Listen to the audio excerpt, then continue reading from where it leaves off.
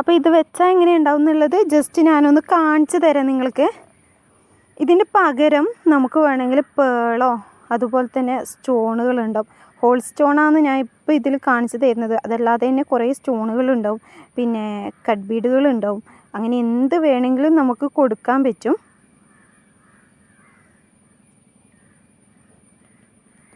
കഴുത്തിലിടുമ്പോൾ ഒന്നും കൂടെ എടുത്ത് കാണിക്കും. ഇങ്ങനെ കൊടുക്കുകയാണെങ്കിൽ ഒന്നും കൂടെ എടുത്ത് കാണിക്കും. അതുപോലെ തന്നെ നമുക്ക് ഇപ്പം കമ്മൽ സ്റ്റഡ് ഉണ്ടെങ്കിൽ അതിലോട്ടേക്കും അത് ഒട്ടിച്ച് കൊടുത്തിട്ടുണ്ടെങ്കിൽ അത് കമ്മലായിട്ട് യൂസ് ചെയ്യാൻ പറ്റും. അത്ര തന്നെ. അപ്പം നമുക്ക് നെക്സ്റ്റ് നോക്കാം. നെക്സ്റ്റ് നമ്മൾ വാച്ചാണ് ചെയ്യുന്നത്. വാച്ച് നമുക്ക് വേണമെങ്കിൽ നമ്മൾ നേരത്തെ എങ്ങനെയാണ് ഇപ്പം ജംഗ്രിങ്സ് കോർത്തെടുത്തതിൻ്റെ പകരം നമ്മൾ ഈ വാച്ചിൻ്റെ ബേസ് കോർത്തെടുക്കുന്നു. അതിൻ്റെ ശേഷം നമുക്ക് വേണമെങ്കിൽ നേരത്തെ നമ്മൾ ചെയ്തെടുത്ത പോലെ തന്നെ ഫ്ലവർ ആക്കിയിട്ട് വേണമെങ്കിൽ ചെയ്തെടുക്കാം.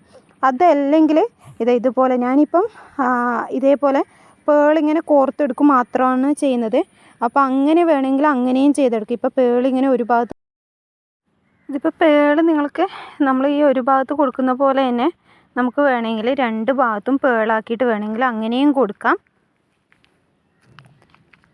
ഇനി നിങ്ങൾക്ക് വേണമെങ്കിൽ ചെയിനിനെ രണ്ട് ഭാഗത്തും, ഇപ്പം ഇതിൽ രണ്ട് ഭാഗത്തും ചെയിൻ ഇട്ട് കൊടുക്കുന്നുണ്ടെങ്കിൽ രണ്ട് ഭാഗത്തും ചെയിനിനെ ഇട്ട് കൊടുക്കാം.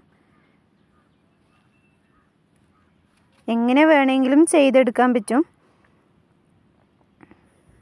ഇനി ഇതാ നമ്മൾ നേരത്തെ മാലയിലോട്ടേക്ക് എങ്ങനെയാണോ ചെയ്തത് അതേപോലെ തന്നെയാണ് ചെയ്യുന്നത്. അതുപോലെ നമ്മൾ ഗിയർ ലോക്ക് ഇട്ട് കൊടുക്കുന്നു, ജംഗ്രിങ്സ് ഇട്ട് കൊടുക്കുന്നു. രണ്ട് ലെയറും സെപ്പറേറ്റ് ആക്കിയിട്ട് ജംഗ്രിങ്സ് ഇട്ട് കൊടുക്കുന്നു.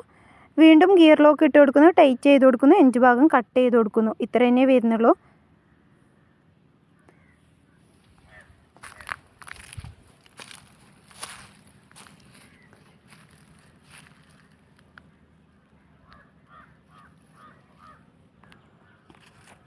ഇനി ഇതാ ഇത് രണ്ട് ഗിയർ വയറല്ലേ ഉണ്ടാവുക, ഒരുമിച്ചല്ലേ ഉണ്ടാവുക.